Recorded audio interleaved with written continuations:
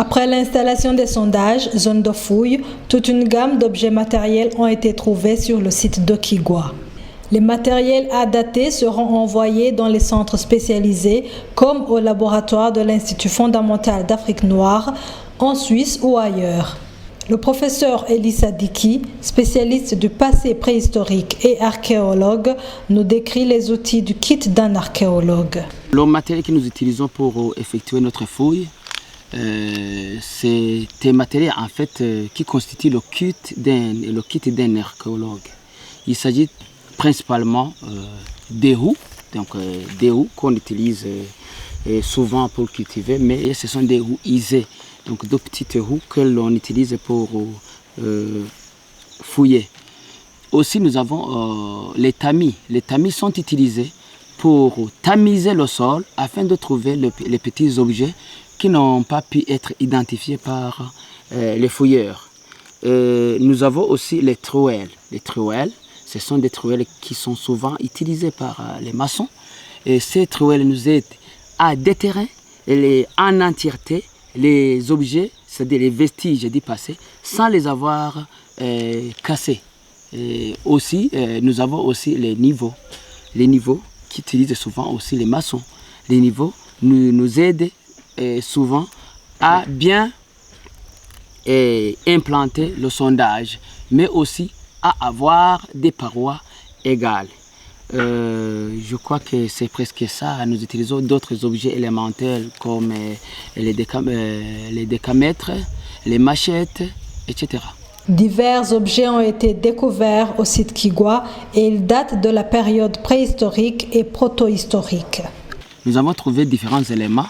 Il s'agit principalement des tessons, les tessons, parce que dans un site qui a été habité par l'homme, vous y trouvez souvent les tessons. Les tessons, en fait, il s'agit de petits, c'est-à-dire les parties des marmites cassées, les parties des marmites cassées, comme celui-ci. Il s'agit en fait d'un tesson. Nous avons aussi, nous avons trouvé aussi d'une roue à grains, une roue à grains utilisée pour broyer les grains sur une mêle. Voilà, c'est ça que nous avons trouvé. Et à côté de cela, nous avons trouvé les dents, ce qui prouve que les habitants du site ont consommé de la viande, mais aussi, je ne sais pas, ça peut être aussi des animaux qui seraient tués pendant la période préhistorique ou protohistorique. Nous trouvons aussi d'autres éléments que nous avons trouvés, donc les vestiges. Il s'agit des ossements, les ossements que nous déterrons souvent dans les sondages à différents niveaux. Voilà, c'est ça que nous avons trouvé. Mais aussi, il y a d'autres objets que nous avons trouvés. Il s'agit de l'ocre rouge, ce que les Barundi appellent agahama.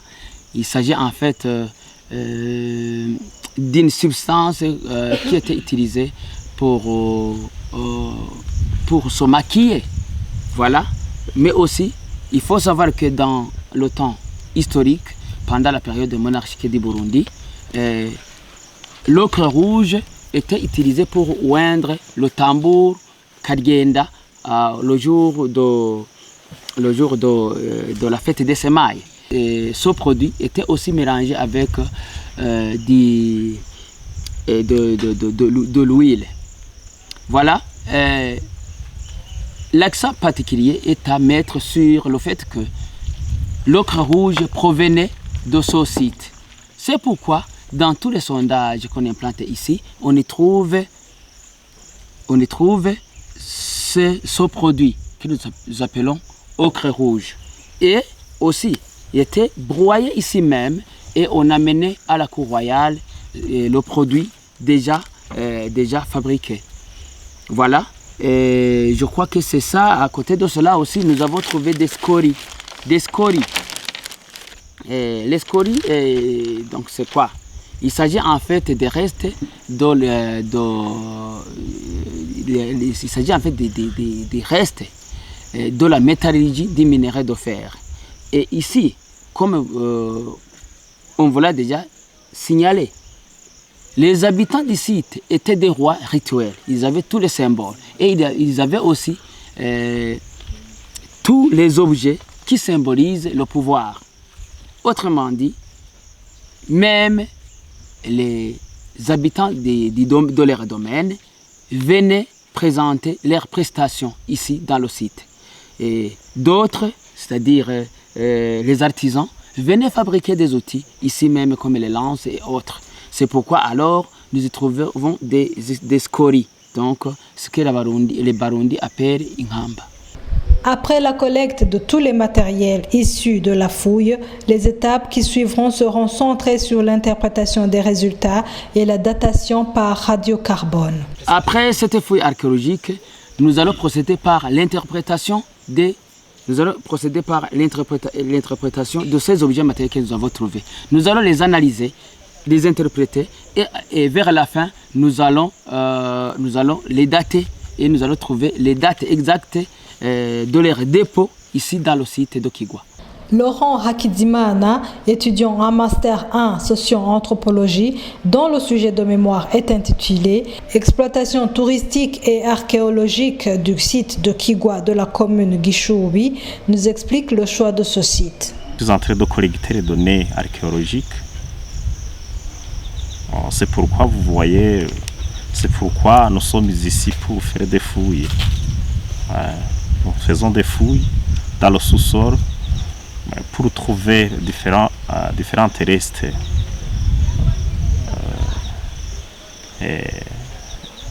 Dans la place de Kigabiro, ici nous sommes dans le Kigabiro. Ces restes, nous allons les analyser, bien sûr, pour comprendre quand les gens ou les anciens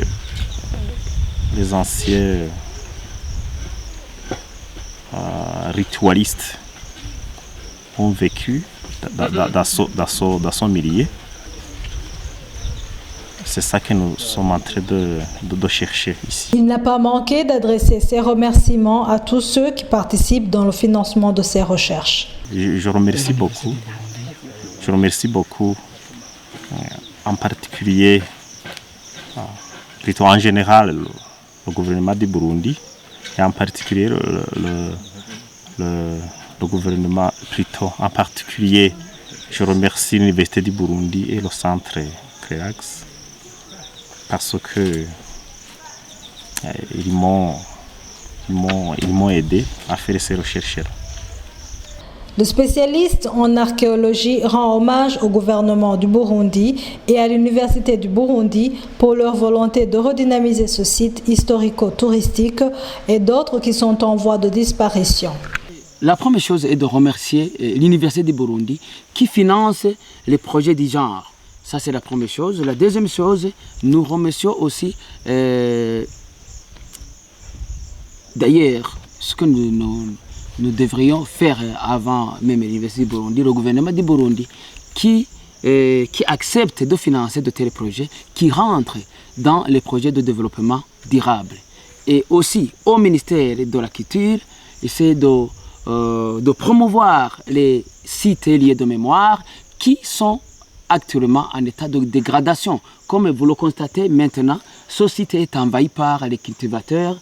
Vous voyez qu'il y a des bananiers, il y en a qui sont en train de cultiver les maïs, il y a les pommes de terre, etc. Donc, autrement dit, le site n'est pas respecté.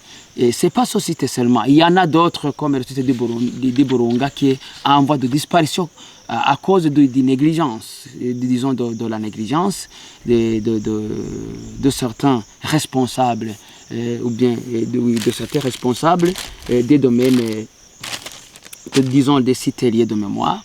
Donc j'inviterai le ministère de la Culture d'intervenir dans la protection, la restauration et l'exploitation des biens patrimoniaux qui constituent le cœur du développement durable.